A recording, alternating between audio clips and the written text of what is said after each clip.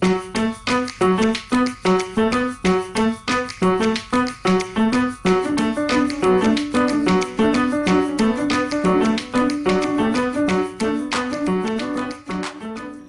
iPad for a few different things, and I think I can talk about it in terms of my own personal use as a scholar, researcher, professor, some ideas for undergraduates, and also younger, I would say K-6. One of the first things I tried to figure out was where does the iPad fit within, if I already own a smartphone, for example, and I own a laptop, where does the iPad fit into? Connecting to internet and web applications, you can do some light word processing. The typing isn't too bad, but there is a wireless keyboard that you can purchase for that would go with the iPad. Apple makes one, several other vendors make them, and it fairly small, light, wirelessly connects, and when you do that, it really becomes a fully functional machine.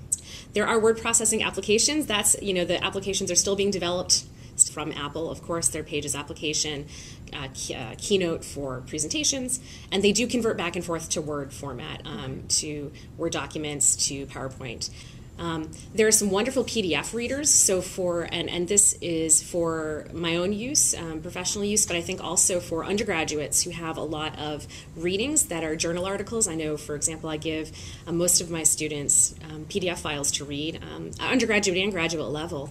There are some really wonderful PDF tools, so you can not just read them, download them and read them, and keep them on the iPad, but they let you annotate. So circle, and you use your finger just right on the surface of the iPad. You can circle a sentence, you can highlight as if you had a marker, and that's great. Those are the things we like to do with regular paper, but there's one application in particular called Goodreader that actually lets you write. It's freehand with your finger, and I found that to make, I'm thinking about comparing it to, I really want to give up my paper and my pad and my pencil because I like to scribble notes all over it. This particular application lets you do that. And you want to carry your materials with you, and you have a lot of digital materials.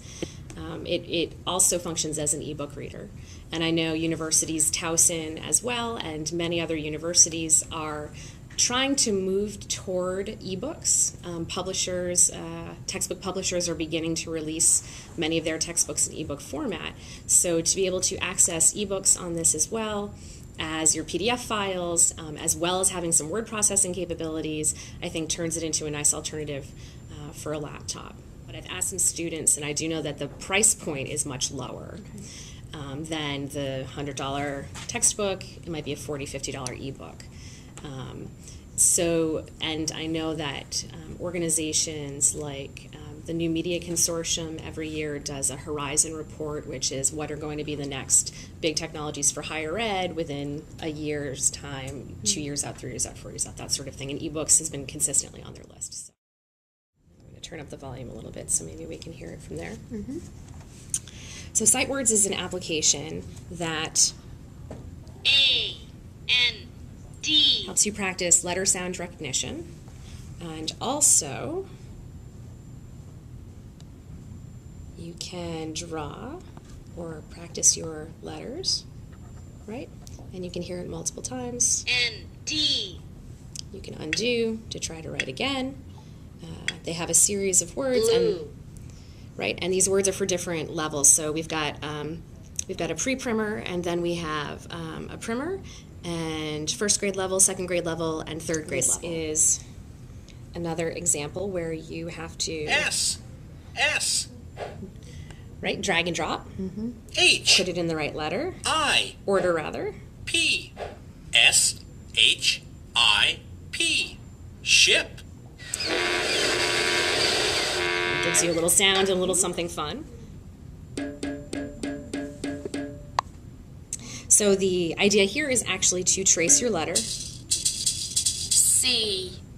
And then it spells out, so you've got, again, similar to the previous.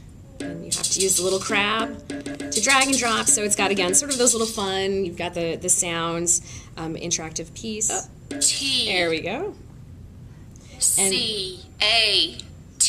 So spells it, and then for this one, you actually have to manipulate it a little bit. Very nice. And make all the letters disappear, so it's got a little fun game-like piece at the end of it. And it's nice and low profile. So I'm thinking for classrooms where you might have a computer lab. We have several of them here on campus where the screen is sitting up here and you have to kind of peek over to see each other and to have a discussion.